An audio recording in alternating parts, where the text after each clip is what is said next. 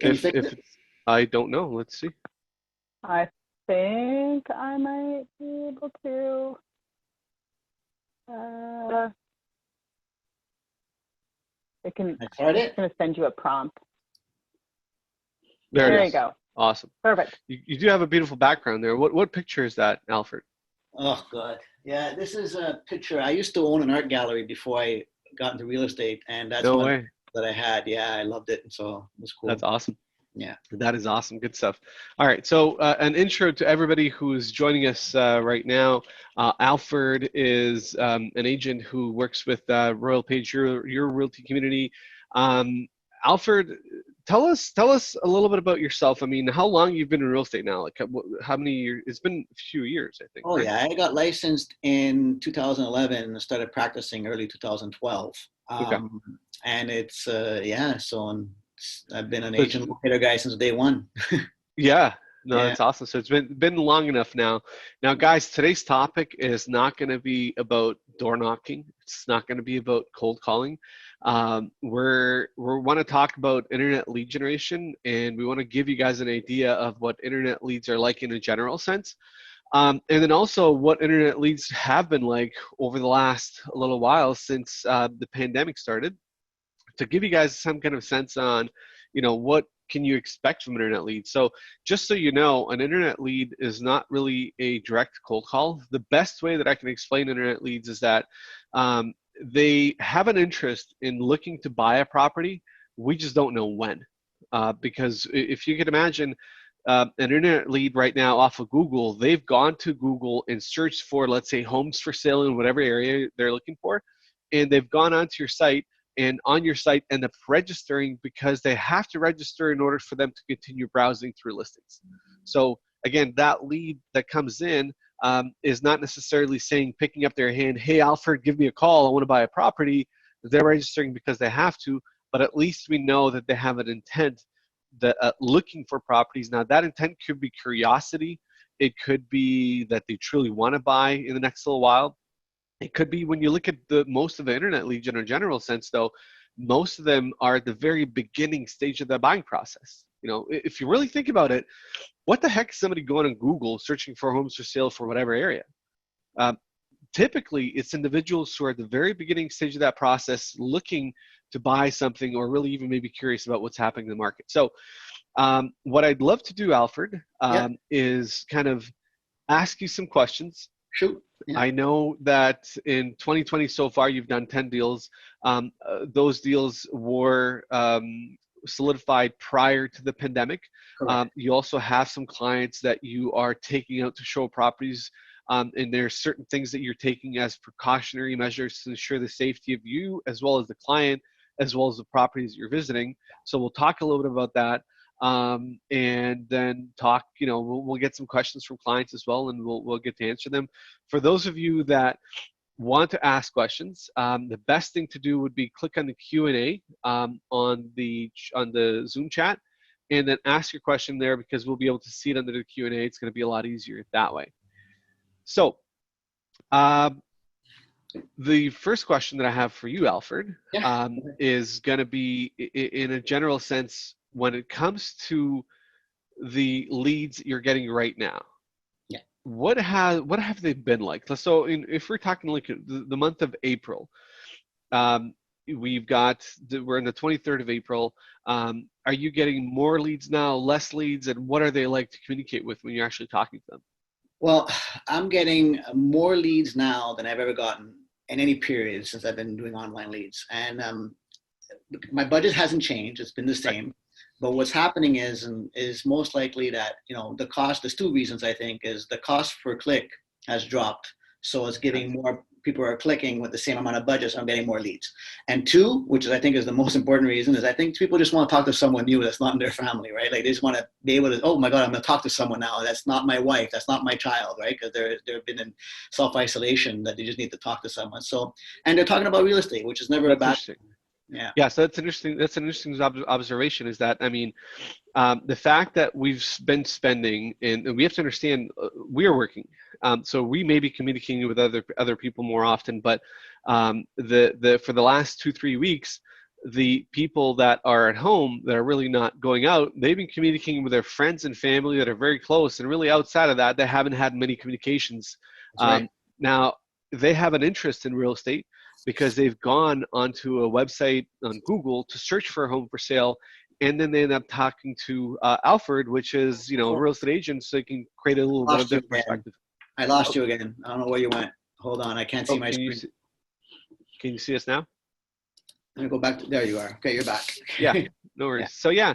So now when it comes to the actual the communication, so you're saying it's a good conversation. Like what have they been like when you're really talking to them? What kind of questions are they asking? Are these people going to buy right now, or are they buying later? And what's really been the most of the questions when I get people see that the process comes in, it's the same like it's always been. So an email comes in that I got a lead, right? So right. I follow up with them. I give them a quick call. If they answer, fantastic. If they don't, it's an email. Right. And then a follow-up call later on. But if I grab them on the phone and they're answering, we're chatting. And at that point, that's when you screen them normally, like you would. You'd find out if they're qualified and all sorts. If all that meets and all that's good, next they start. Now we're talking more, and they're going on and they're talking about the market. They're saying, the question they have for me the most is, right. What do you think about the market? Is right. The market, is it going to crash? And the number one question is, believe it or not, is can I get a deal at this time? It's like, can I get a deal? Can I get a deal? Right. And, I don't have a crystal ball, but it's like you try and tell people that, the market, the price hasn't dropped much, maybe 1%. At the end of the day, like if you really need to buy, great. If not, I'd suggest waiting a little bit, and you nurture them, and right. You continue to nurture these kinds of people. And being very honest with them. I mean, I love the fact that you're saying to them that if you have to buy right now, you can buy right now. But if you can wait, then it makes more sense to wait because of the fact that you really don't have that crystal ball. You really don't know what's going to happen to the market, and so I really love that honesty with them, and that it's not forcing anybody to really buy. It's just maybe giving them the right information, and that actually creates a better connection, in the immediate connection, because of the fact that you're being truthful to them, and they feel that. Yeah, for sure. Yeah, no, that's awesome. I really admire that. Now we actually have some questions from clients. I know I had some questions kind of lined up, but I think the clients' questions are actually really good as well. How do okay, so I just received my license. Can you actually see the Q&A, Alfred? If you click on Q&A, if I click let me click it here. Yeah, if you click Q&A, you should be able to see it that way. Sometimes it's easier for you to read it as well, but I will read it out to everybody so everybody's hearing it. It's really small on my screen because I'm working off my laptop with the webcam. It's not on my big screen. No worries. So I gotta so I'd rather you. Can you read them? Yeah, I'll read it out for sure because I want to tell everybody the question as well. So Anthony Bertucci, I hope that I'm pronouncing the names right. I'm usually really bad at it. So he's asking, I just received my license. Everyone is scared. How do I improve my chances of closing a sale? It's a tough time. You picked probably one of the hardest times to get into the market, and it's not your fault. No one saw this coming. Again, it's all about being honest and being sincere. And I know that, you need to make that first commission check. You need to make that first sale. But the most important thing I can say you can do right now is just be truthful and be honest and nurture everybody that you get and tell them about the situation, give them information, tell them that everything's going to be okay and that the market's going to, we're going to get back there. My prediction is by June we'll be slamming, right? Like we will, like that's, right. Again, no crystal ball, but that's from what I've been hearing or what I've been reading. That's what we're looking at, right? The spring market is coming late. Yeah, as Alfred mentioned in that perspective, I mean, really tough time to get into it, but at the same time, the relationships that you create now with these individuals are going to be incredible, and these are the relationships that are going to allow you to actually do a lot of deals after all this is over. Because, I mean, let's not forget that people that want to buy, that wanted to buy a few months ago will still want to buy if the market falls. And even if it doesn't fall and it stays the same, they're still going to want to buy because they wanted to buy anyway just before that. And there's a lot of people that have been sitting on the sideline. So it's unfortunate that you can't really push them into a sale right now because it is exactly that. They are scared. But it create that relationship so that you could potentially have a connection and a sale down the road.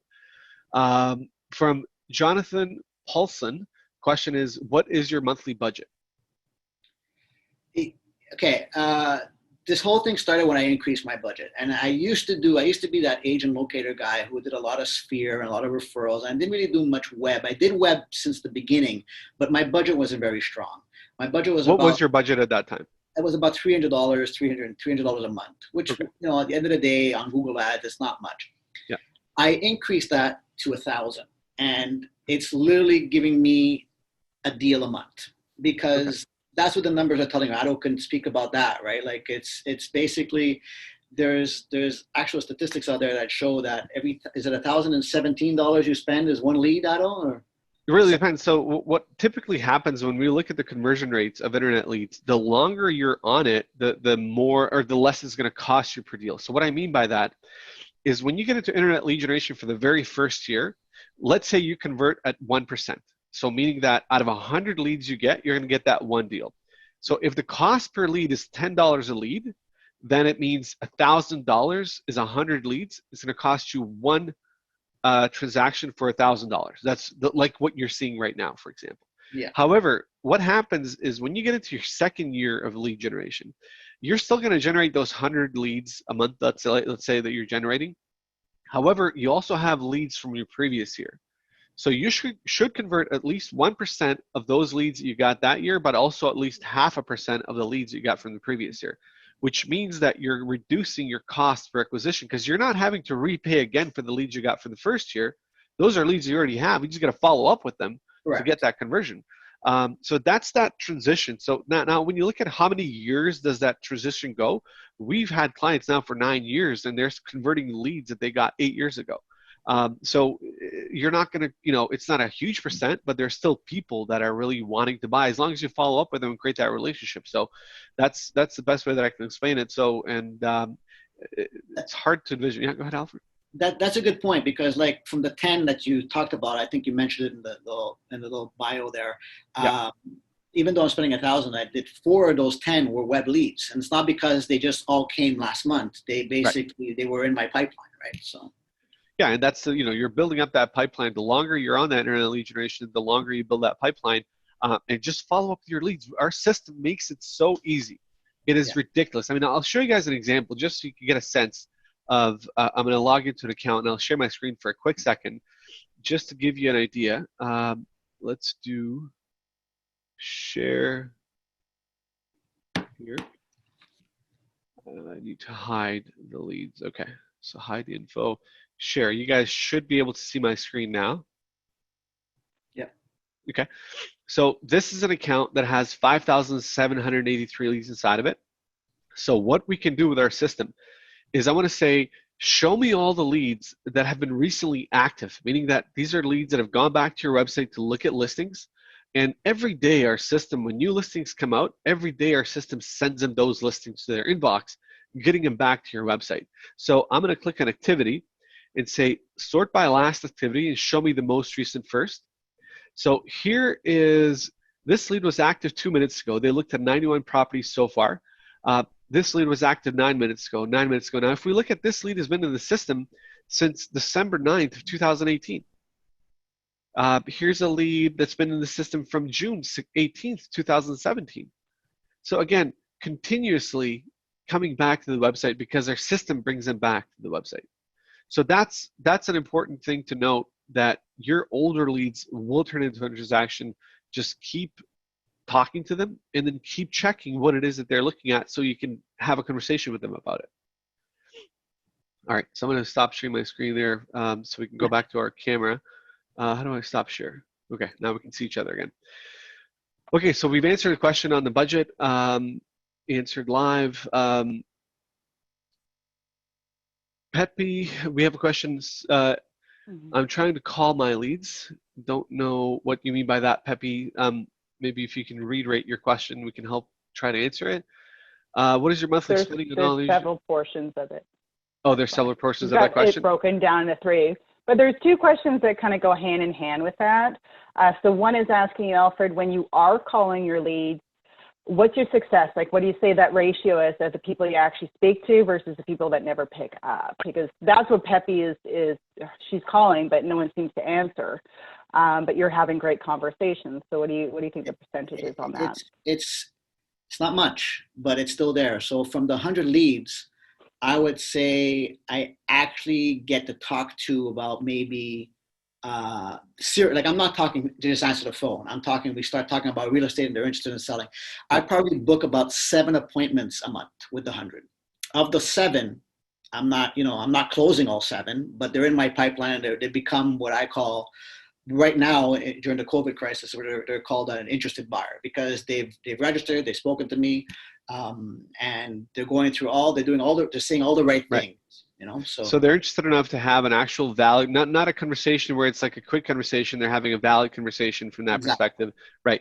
Okay, that's so out of 100, so 7% currently are really good conversations. Obviously, you're not closing in 7%. Remember, we talked about a 1% closing ratio, so that if you can close 1 out of those 7 in that same year that you're in, it'll be essentially the same what Alfred is doing, 1 deal a month out of the internet leads that he's getting.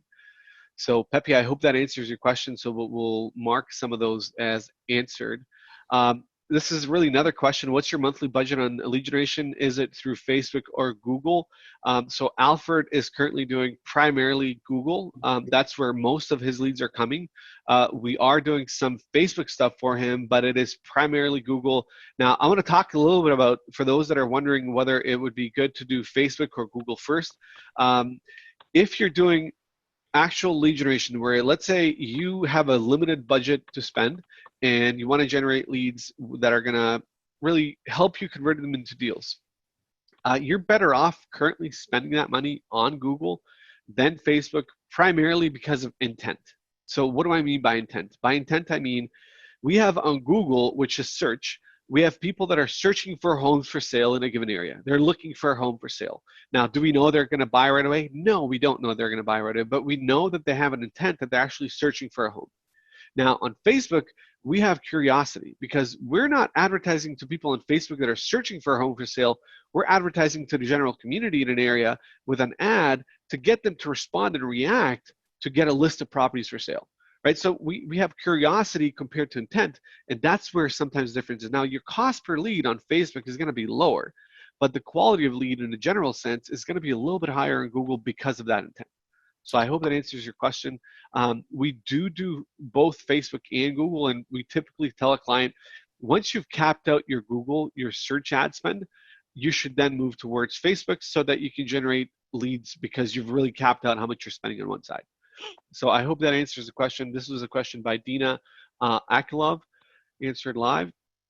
And anonymous attendees. So we allow anonymous attendees to come on, Crystal. we shouldn't have allowing.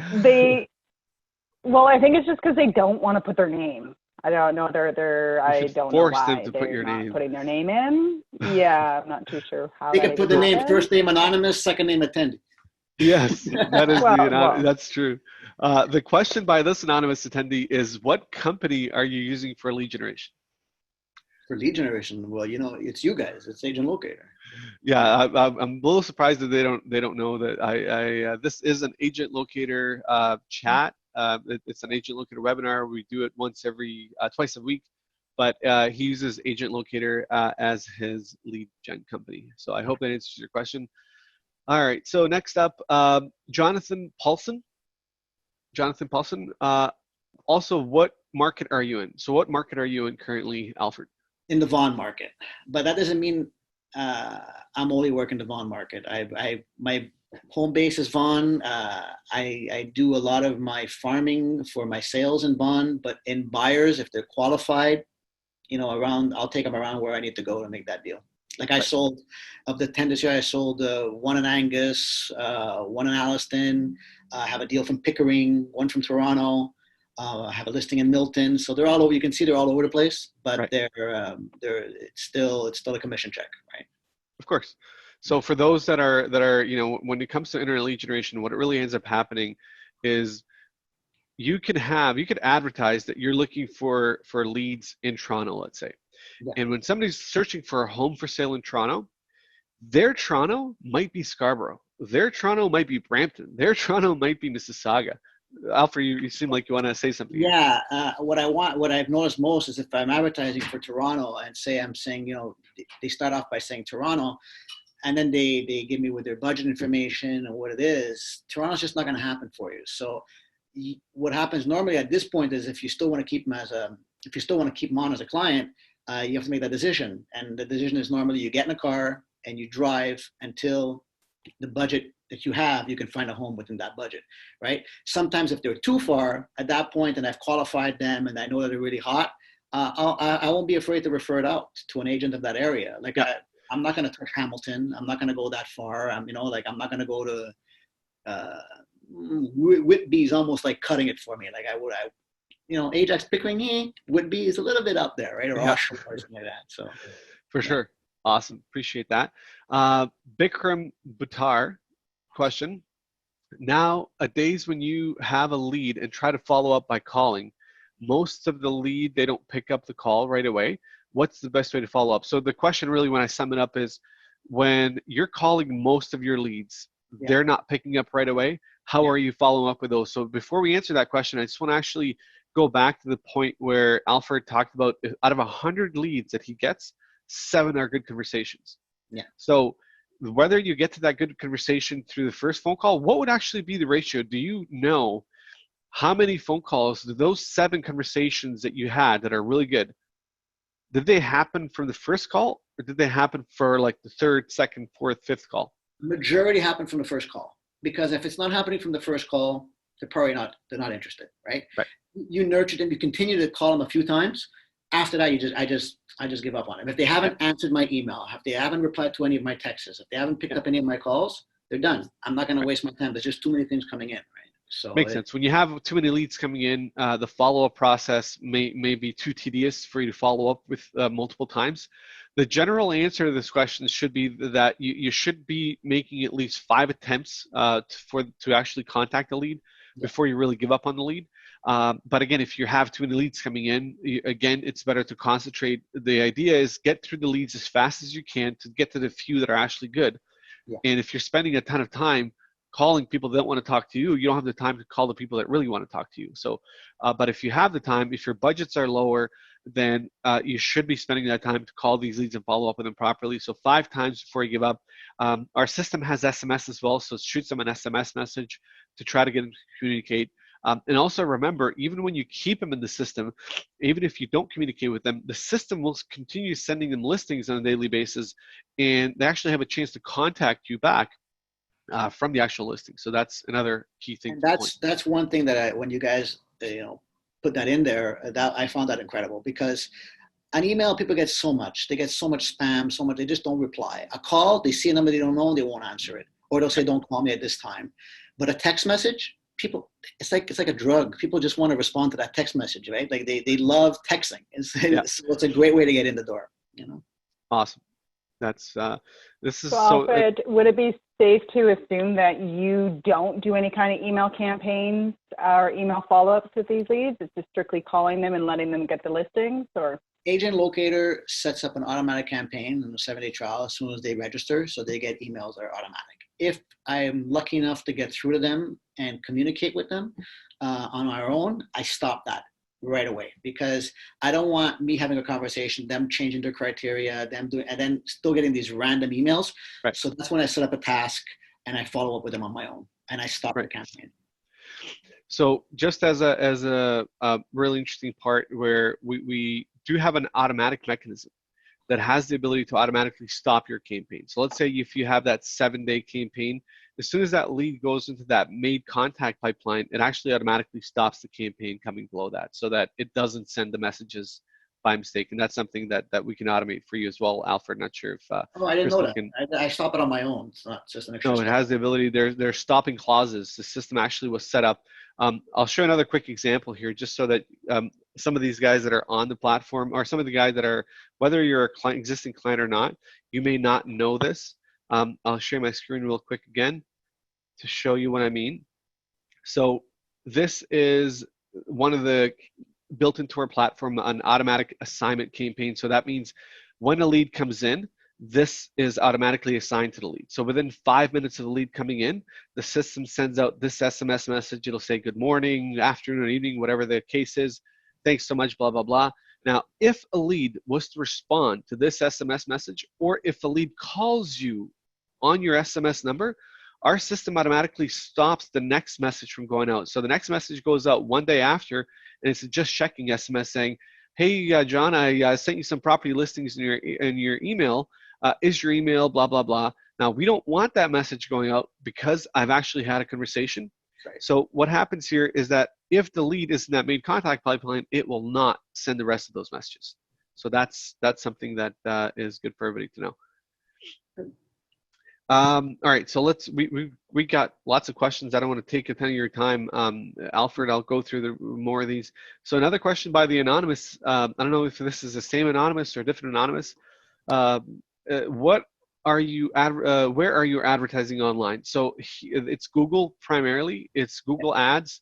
So Google Ads are, if you go to Google and search for homes for sale in whatever area, that's where advertising on Google, and that's where the leads are mostly coming from. What's a good, so Ninara Sada, what's a good website for lead generation? How much does it cost to get real leads?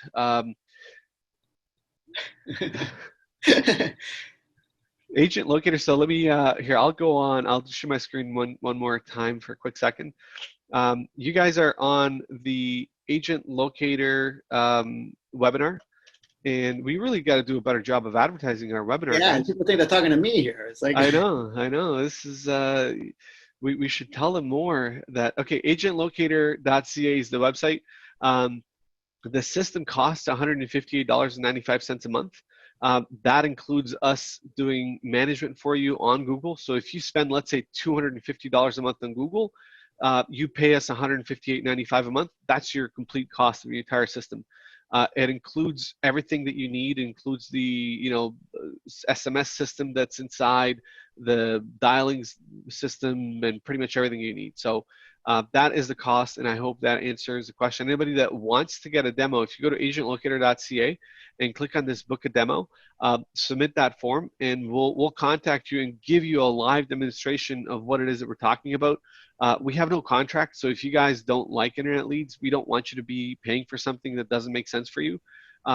So yeah, I hope that answers those questions that are about where and how.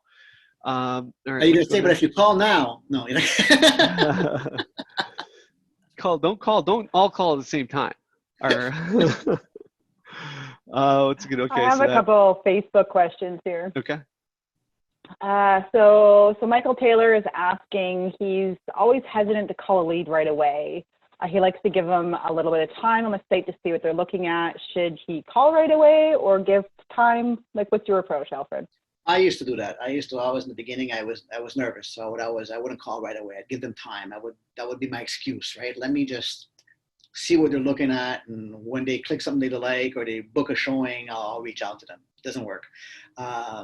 You need to call them right away. You need to, even if it's just to introduce yourself. Hey, my name is Matt. I noticed you've been just taking a look around. Listen, take the time you need. If you have any questions, this is my number. You can always reach me directly. And then shoot them a quick text message. Hey, it was nice chatting with you. This is my direct line if you ever want to call me. That text message, at least it's in their phone. Who was that guy again? Oh, I think his name was Alfred. They'll search for me and they'll find me. They'll send me a text message, right? So. Yeah. It would be good. I mean, right now, our system has a pre-built SMS. So that means when that lead comes in, the system will automatically send that SMS message. Or if you want to customize that message, you can customize that message to say whatever you want. Or if you want to add other steps into this, well, you guys actually can't see my screen. So it's like I'm showing things, but you're not seeing it. But it's okay. But the system does have an automated SMS built into it so that it will contact a lead for you, but you should also be calling it. If they don't respond to that message, you should also be calling it. Or if you have the ability to call them before that 5-minute timeline, you should definitely call them as well. All right, another question was budget. We answered that question. Robert Jansen's, the budget that Alfred is on right now is $1,000 a month on Google. All right. Are virtual open houses a thing now after the pandemic? Are open virtual houses a thing now after pandemic? So this is a question by Ernesto Hansen, and the question is really, do you think that virtual open houses are going to be a thing now after the pandemic's over? This is what everybody's trying to lean towards, and everybody's trying to say it's got to go virtual. So start spending your money on doing virtual tours and online stuff because no one wants to go see homes. Is it going to continue? I think, to be honest, I think still people, when they buy a home, I think people would prefer to much rather go to an open house and actually see the house than, face to face, than rather on virtual. So will it be a thing going forward? To some, but the majority will still like to go out. Right. Yeah. That's just my opinion. Again, I think so as well. Yeah, I mean, the home buying process really isn't something that people want to do virtually. They're forced now into it, especially those that have to make that purchase right now. And they're the ones that are doing it. They have no other option, and that's the only thing they can do. And if that's the case, then yes. But I really don't see that being a thing after the pandemic's over in any way, shape, or form. I think people really want to go out and get to see the property. Crystal, do you have any questions on Facebook that we haven't answered? I have one more. So Sheldon Coxford here, he gets a lot of out-of-town clients, meaning like more or less out-of-province clients. Are you seeing the same thing on your end? And how do you treat those leads any differently than somebody that is local?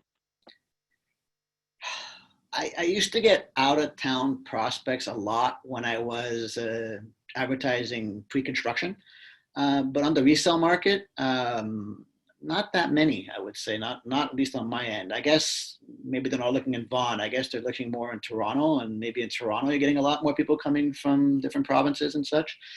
Not from my leads. My leads that are looking are mostly all here. Okay. Another question from Anthony Berducci. If a lead comes in and is looking to buy in the future, would you ask the client to sign a buyer rep agreement? No, I've never done this. Some people think I'm an idiot for doing it. You got to build trust. And at the end of the day, even my broker says, maybe you should get it. Well, they say, get it signed, but I never do. We go out, we build if they want to leave me, they can leave me. If I want to leave them, I can leave them. There's no commitments on my end. Right. I do sign one as soon as we put an offer in, and I tell them it's mandatory because of RICO, and then I have it from then on in, right? So right. And I think it's filling it out from a client perspective. If you have a client that's, telling you, about signing it, but if you feel that if you mention it to them that it's just going to push them away, or if you ask for it at the right or wrong time, I've seen this many times happen with an agent that, they're asking him to sign a BRA before they've even presented and shown any value whatsoever. Exactly. So your value, you have to be able to show value before you ask them to sign a BRA. It would be like us telling you, buy our stuff before I even show you what it's like. Right? You're not going to buy it. There's no way. So I think that's just really understanding the stage that we're in and when to really pop that question is a skill in itself. The next two questions are really kind of combined. This was a question or more of a statement by John Papaloni, and then a question by Christopher Battori. And it's more of saying, so John mentioned, I disagree with the June outlook because Trudeau extended CERB payment to October. I think that indicates the possibility that it might last longer. But he says, I do agree that we will get back to it once things get stable.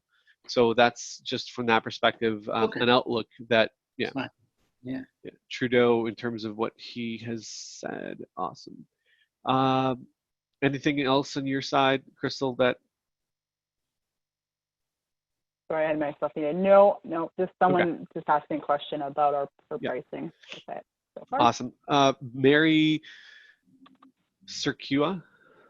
I told you guys I'm horrible at names. Immigrant, a true immigrant. So Crystal, you can correct me if I'm wrong here. Do you find Google ads have better conversion than Facebook ads? So Mary, and we talked a little bit about it. I can't remember, and I don't remember, Alfred, truthfully, have we had you on Facebook leads yet? And if so, can you talk a little bit about it? The only thing I've done with Agent Locator is Google. I've used an outsource for Facebook leads, and definitely the Googles are better than the Facebook. What did I just say? Did I just say the Googles? I think that the Google leads are, a little, like you said before, a little more qualified, knowing what they want. And I found that with Facebook leads, I was getting even though they were clicking in Toronto, they were looking for Cambridge, you know, like Right. they just didn't get that aspect of things, right? Right. So Okay. Nikki DeVere, I'm a new realtor and I just started with online leads this week. I've been calling all my leads in a timely manner, but noticing it's hard to through.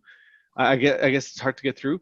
If you follow up by email after you try calling, do you personalize each email and do you get many responses? So before Alfred mentions anything here, you don't want to be spending a ton of time personalizing emails to your leads, because remember, the quality of these internet leads is fairly low. So the idea is get through as many as you can, as fast as you can, to get to the few that are actually good.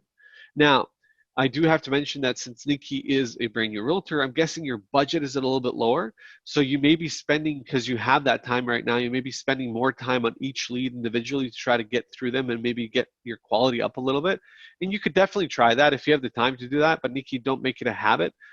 When you start getting a lot more leads, or when you've been on the system long enough where you've got a good amount of leads inside the system, it's best not to really spend a ton of time per lead. So I hope that answers that question. I know, Alfred, you don't customize your emails on each lead that comes in individually, especially if they don't respond. If they're not communicating with Alfred, he's not spending a ton of time working on that lead. only if they do reach out to me and if we do connect, then they become personalized. Yeah. Awesome. What is your farm area? Is it very dense with many realtors who are also buying leads? Does the quality of number of leads decrease? So he's not doing the leads directly in his farm area. In fact, when you try to do lead generation in a very small area, it's generally very hard. Not a lot of leads come into a very small area. In fact, you need to put in a bunch of smaller areas to do that. Yeah, if I don't know if you want to add anything on that. No, I mix it up as well, because sometimes you just never know. So I've done leads in Vaughan, just to see where the money is and how kind of quality I'm getting. Then I do like Aurora, Bradford, or I'll do Toronto, or I'll do, like I mix it up a little bit, right? So I constantly get that changed. Yeah. Doug Monet is asking, do you ever delete leads? So do you ever delete leads? I would delete a lead if their phone number and their email are bad. That's the only time I'll delete a lead. So if I don't get, if the email comes back and it bounces, if the phone is bounced, it's gone. If not, what I do with them is they stay in my CRM, because every once in a while, sometimes I do a mass campaign where, I'll be asking them to maybe follow me on social media. So I want to have that email in there, even though they've never looked. Yeah. Go ahead, Adam. Yeah, so I just want to add on to that. You should never, ever, ever, ever delete a lead at all. And the reason why you should never want to delete a lead is I also want to know how many bad leads have I had come in. So because you can go into CRM and say, give me all the leads that are essentially garbage. You can set the pipeline of the lead to garbage. But I want to know, out of 100 leads I got, how many leads were garbage that month? Gotcha. Yeah, and then progressively every month, are my garbage leads increasing? Am I getting more garbage leads, or am I getting less garbage leads? So if you delete the leads, you'll never know, because it's not going to be inside your system. But if you remain them, keep them there, you can know that. Yeah. Okay. Good point. Thank you. All right. I hope that answers your question. This is Sherry Baker. I live in a resort community, and my demographic of leads is from all over the world. I can't always call them right away because they are not in my time zone. Suggestions on how to deal with this. So different time zone. This is Sherry is generating leads, I'm guessing, in completely different time zones, and you want to give them a call, but they're not in your time zone. You don't want to call them right away. Now, I can tell you this. If a lead, let's say right now it's 1:44, and a lead comes in at this very moment, if it's somewhere where I'm supposed to call 10 p.m. at night, I would call that lead right now, because of the fact that they just submitted that lead. That means they're on their computer at that time. Even though it's 10 p.m., call them. Now, when do you cross that time? If a lead comes in at 12 in the morning, 12 a.m., would you call them? No. Yeah. No. Alfred? I wouldn't. Not at that time. 10 o'clock is the cutoff for me. Yeah. In terms of different timelines, I have a listing out right now that I advertised on Juwai.com. Right. It's a Chinese advertising company behind the Great Wall. And the leads that come in, they're on a 12-hour difference, right? Like whatever Right. time it's here, what time is it now? 1:30? 1:45. Yeah. Yeah, it's 1:45 in the morning there. So Right. it's basically, it's best that I do because of the time zones. I'm always on email. I don't even bother calling them because it's not gonna make sense. When he's awake, I'm sleeping. When he's sleeping, I'm awake. So Right. it's all email. Try to communicate by email as much as possible at that point. Okay, great. And just so you guys know as well, pre-built into our system is a mechanism for delaying the automated SMS. So if a lead comes in, let's say at 12 o'clock in the morning, and you don't want your system sending messages from 12 in the morning to, let's say, 8 in the morning, the system will wait until 8 in the morning to send that message out. So that's something that's already pre-built into the platform for those that don't want to be bothering people at 2 o'clock in the morning because when they submit a lead. Have you ever worked with AL, refine your search? Have you specified targeted an area of or property type? So Jonathan Paulson, this is a question where you're asking, have we created refined areas? For example, we want to target very small communities or property types. We've definitely done campaigns, like for example, if you want to target only campaigns in Toronto that are, let's say downtown Toronto, that are condos, we can definitely do that. If you want to target, let's say Leslieville only, it doesn't make sense just targeting Leslieville. You do need to create a few other communities around there so that you can get a little bit of a quantity. So I hope that answers your question, Alfred. Yeah. How would you target just that little demographic? Is that people looking to live in Leslie, or are you targeting the people who live in Leslie? People looking to live in Leslie. So people that are actually searching for properties in Leslie. But what happens is that less people start their search that way. More people start their search looking for a home in Toronto and then narrow down their search from there. But there are some people that start their search by looking for a property in Leslieville. And that is something we do have the ability to do. But again, you should do 2, 3, 4 of these areas, not just 1 or 2. All right. Also, booking appointments is often not possible in a short time frame. So this is sharing as well. Booking appointments is not possible. Any questions on your side, Crystal? That God, this list is huge with questions. There's a lot of questions on here. I know there's so many on there. On chat. Are you looking on chat or just Q&A? On chat, I saw a couple of questions. Q&A, but if you got some questions on chat that you want to answer, go ahead. I actually am not even looking at chat. Yeah, chat has a question. Okay, there's a couple of them. Yeah. So Urish it's also in the Q&A. I think he's wondering, how are you showing properties during COVID? Like, what's your strategy on that?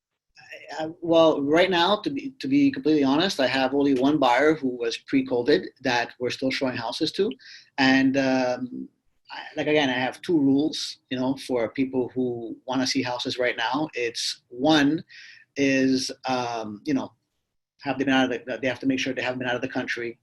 They haven't been exposed to someone, all the typical stuff, right? They haven't exposed someone with COVID. They're not showing symptoms themselves, etc. And 2 is they got to call me. They got to say, Alfred, this is my dream house. It's in the right pocket. It's on that street that I love. It has everything I want. At that point, we'll go out and we'll take a look. If they want me to show them 5 houses in the same day, it's not going to happen. It's just, I'd rather stay safe and keep my clients safe than take them out to 5. If they love a property, great. I'll take them out, no problem. And that's what I'm doing with this lead that I have. That was pre-COVID. Have I taken out any new ones since this whole thing, after all of them? No, there's no one. Everybody wants to wait. Everybody says, I'm looking now, but it's great. But let's just hold on, see how things go, and then we'll pick up. And at this point, we got to keep on nurturing. Make sure you don't lose them, right? So constant text messages, give them emails, call them every once in a while, see how they're doing. So right. Yeah. So I do have some clients that have shown properties, and it's the same scenario as Alfred's mentioned. Really verifying that they're truly, in fact, looking, and they're not showing him multiple properties at the same time. They're really narrowing down. What they'll actually do is they give him 5 properties. What he does is he gets in a Zoom call with them and then reviews those properties by looking at the pictures together with them and then explaining things to them on the phone, where they're then discrediting some of the properties, saying that, okay, this one may not be fit because of these things.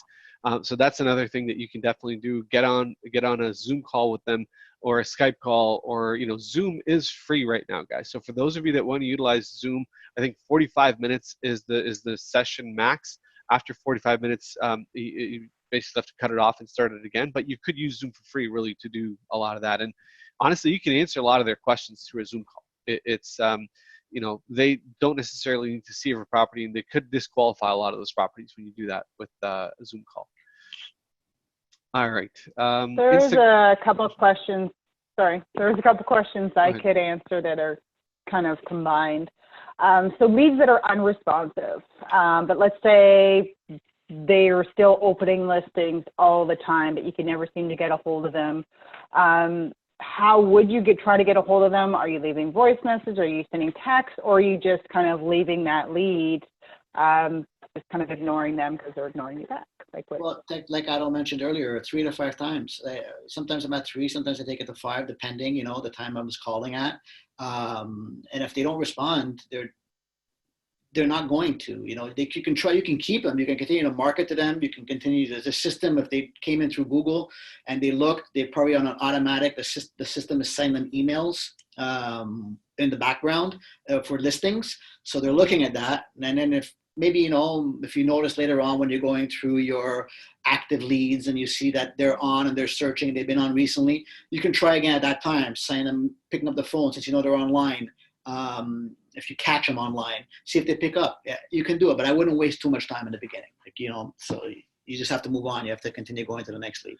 Yeah, the idea is to get through the leads as fast as you can. I mean, again, if you have that time because you don't have a lot of leads coming in, and if you are not doing anything else to actually lead generate, then spend that time, but don't make it a habit, because once you get a lot of leads coming in, it's just, there's no way that you're going to be able to follow up with all of them properly.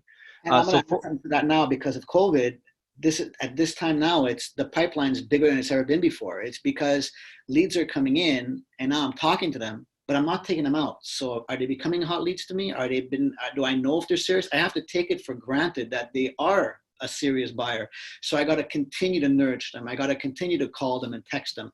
And if I don't do that, I'll lose them. So it's, I have like 53 people I'm talking to right now that I haven't shown a house to yet. What's going to happen when this is all said and done? Am I going to be able to service all these 53 that I've been talking to? Probably not. I'm probably going to end up referring a lot of this business out because I'm by myself. I don't have a team. It's going to be, it's a good thing to have. It's not a bad problem. It's a great problem to have. But this is what happens in this market. It's just you're nurturing, spending a lot of time. But at the end of the day, I'm not being able to filter those out or go show them houses, right? It's that building a pipeline. I mean, in a sales job, in any sales job, we are building our pipeline for that future deals that we're going to have. And especially in real estate, you're not going to get a lead today and close it tomorrow. That's not going to happen. It happens on occasion sometimes, but you got to build that pipeline. Now, 53 leads in a pipeline is a lot of leads to have.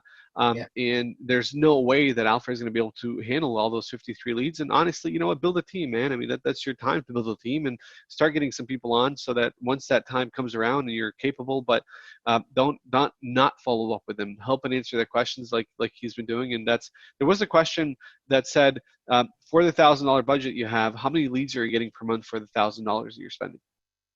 It's about I would say close to 100. Okay, so about $10 a lead is the cost per lead right now for Alfred. And that's right now. You said you're doing Vaughan, right, or Toronto? I mixed it up. Okay, yeah, awesome.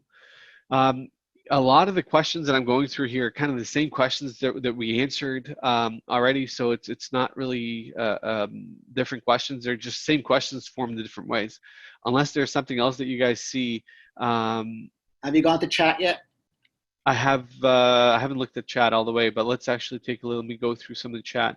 Are you seeing one that I haven't answered? Okay, this is Dion, writer with Royal LePage Connect. I work with let me see if just recently. Hey, that's one of our sister properties. Yeah.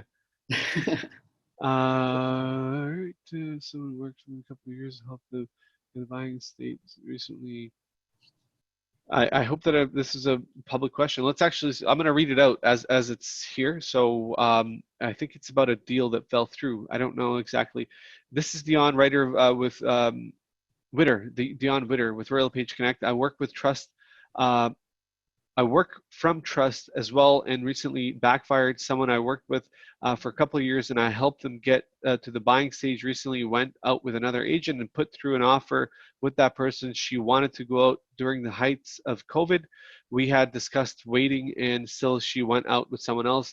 I called Rico thinking Implied Connect would work, but regrettably it does not. So this is just a statement from Dion, which is, this is a client that clearly intended to buy during the COVID-19 issues that they've been happening. We've seen it happen. In fact, we've actually seen it happen with our clients. Some of the agents that said they got a lead that said, I want to go look at properties immediately, and they serviced that lead. The best response that I've had from some of our clients that I've talked to that said, you know what, I don't want to show properties to people right now because I don't feel safe. If you don't feel safe, and if your client truly wants to look at properties, and you know for a fact that they want to buy a property right now, it's probably best to refer it out to somebody, because they're most likely going to do what's been done here, which is really go out and look at properties than anybody else. And I'm sorry that happened to you, Dion. That's unfortunate. Yeah. Right. This is the lead as well. Another question for the lead. You're building a database. Thank you. What is the URL for a trial of lead site? Michelle, it's if you go to agentlocator.ca, you can get a demo. We don't have a trial lead website that we put out there. The system is really sophisticated, which is great. Do you have a coaching program or something like that to help people like me leverage better? I know you have lots of recorded webinars, looking for a little more. So Mike, to answer your question on that, there's one process that we've changed in terms of helping our clients on board, especially when it comes to lead generation. Right now, what we're doing is nobody is going live on leads until we've had a demo with you one-on-one, where we'll actually show you how the system works. We'll make sure you understand when the lead comes in, how their system responds to them, what you're supposed to do. And then not only that, but we do not leave you just on that. Once the leads start coming in, our trainers, and Crystal is actually the head trainer that we have 4 trainers, and what they'll actually do is they are going to do 4 follow-up calls with you. What they do is each week after that, they do a video check-in where they go log into your CRM and say, Alfred, I see you're doing this, which is great. You're communicating with leads. However, you're forgetting to do this, this, and this. You need to be doing more of that. If you forgot how to do it, let me know. We'll jump on another webinar. And it's a one-on-one webinar to show you how to do that. So we don't just leave you and say, here, figure it out. We do make sure that you are successful, because let's remember, we have no contracts. You can leave anytime you want. If you get on the system and if you don't like it, we can't make money. So if we can't help you make money, we won't be able to make money. So that's what we realized. We started doing this about a year ago. So that's something that doesn't cost anything extra. We do this just when you onboard at the same price, and everybody can take advantage of that. Alfred, I truly don't want to take much more of your time. You have been incredible. I really appreciate you coming on and sharing your story with us. As always, all the best to you. Thank you. Yeah, you're most welcome. If I don't think, Crystal, you don't have anything else either, do you? Nope. Tomorrow we are doing the webinar on just an open Q&A. Really, that's what tomorrow is going to be. I'm just configuring next week, so I think Monday we might dedicate specifically to email campaigns, because there seems to be a lot of our clients that are having questions surrounding that, and having a system where you can just set it, forget it, to help you with your follow-ups and manage your database. So. Awesome. Yeah. Awesome. Thank you very much. Mike Wells says, wonderful discussion. I learned a lot today. So thank you for that, Mike. I'm really glad that you guys got as much as you can out of this. Alfred, again, you have been incredible. You said you're not good on camera. Now you're better on camera. Now, you know what? I hate this whole thing. You owe me now. And let me know the social media call, because I'm in, so.